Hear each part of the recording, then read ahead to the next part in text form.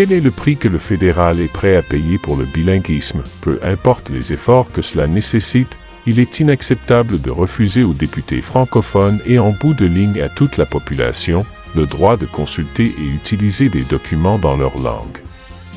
Le Canada n'est-il pas encore bilingue? À moins que... Les comités parlementaires à Ottawa sont paralysés. La traduction de documents en français pour les sénateurs et les députés se fait toujours attendre. Bon, même si on a des lois officielles qui exigent de publier ces documents-là dans les deux langues. Les trois partis fédéralistes ont voté contre l'exigence du bilinguisme pour les commissaires à l'examen sur les erreurs judiciaires.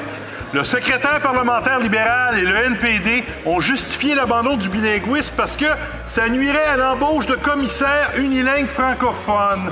Franchement, ce n'est jamais arrivé, croyez-moi, M. le Président, que les francophones unilingues en profitent quand le bilinguisme prend le bord. Est-ce que ces partis-là sont vraiment en train de nous dire que c'est impossible de trouver 9 juristes bilingues compétents sur les 40 millions de Canadiens?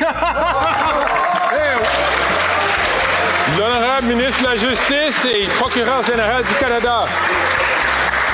Monsieur le Président, les juges ici au Canada sont extrêmement importants. Ils font une fonction qui sont extraordinaires en termes de leur importance. Le fait qu'il faut être bilingue est une priorité tellement importante. Et c'est pas juste les juges au Québec, mais c'est pour les juges partout au Canada. Lorsqu'on est entré en pouvoir en 2015, on a révisé le processus pour nommer les juges et ça inclut le fait que le bilinguisme, ça fait une priorité pour nous autres en termes de l'évaluation des dossiers. Merci.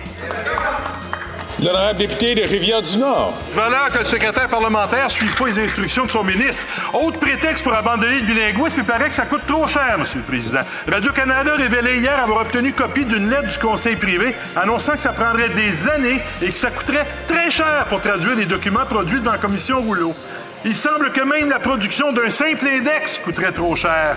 Ça soulève 3 questions pour nous, là. Combien ça vaut le bilinguisme? Combien le Canada est prêt à payer pour le bilinguisme? Et surtout, avez-vous déjà entendu quelqu'un ici se plaindre des coûts pour la traduction du français vers l'anglais? On nous dit oui, le Canada est un pays bilingue. Oui, le Parlement est bilingue, à condition que ça ne coûte pas trop cher, que ça ne prenne pas trop de temps, que ça ne nous empêche pas de fonctionner correctement en anglais et qu'on me laisse un peu tranquille avec comment ça va coûter. Oui, il y a un défi là, un défi majeur. Je ne suis pas insensible aux réalités économiques, mais je pense que c'est le mandat du gouvernement que de trouver des solutions.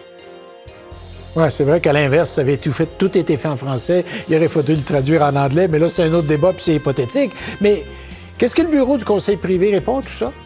Alors, on leur a demandé une entrevue. Ouais. Ils ont décliné, mais par écrit, ce qu'ils nous ont dit, c'est que la façon dont les documents ont été transférés au bureau du conseil privé, c'était pas organisé de façon à ce qu'un index puisse être facilement produit. On a parlé aussi à plusieurs experts en droit linguistique qui nous ont dit les députés, les sénateurs ont absolument le droit de travailler dans leur langue et ça inclut d'avoir accès à des documents dans leur langue. Toute une histoire. Merci, Laurence. Je vous en prie. M. Fortin considère d'insatisfaisante la réponse du ministre et il nous indiquait suivre ce dossier avec beaucoup d'attention.